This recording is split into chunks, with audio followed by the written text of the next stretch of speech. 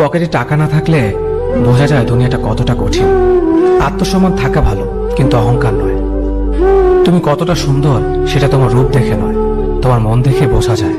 তুমি কতটা শিক্ষিত সেটা তোমার ডিগ্রি দেখে নয়, তোমার ব্যবহার দেখে বোঝা যায়। তুমি কতটা সুখী সেটা তোমার হাসি দেখে নয়, তোমার নীরবতা দেখে বোঝা যায়। তুমি কতটা ভালোবাসো সেটা উপহার দেখে নয়, তোমার তার প্রতি আচরণ দেখে বোঝা যায়।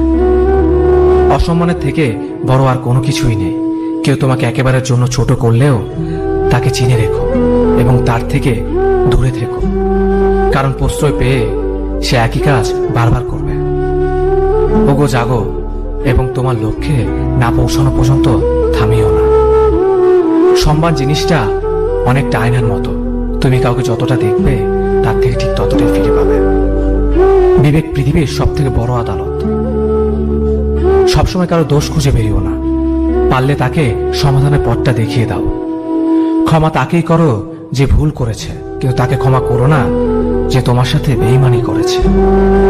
কারো উপর নির্ভরশীল হয়ে থেকো না, যার উপর তুমি নির্ভরশীল থাকবে সেই মানুষটা যখন থাকবে না তখন তোমার প্রত্যেকটা কাজে ব্যর্থ হবে।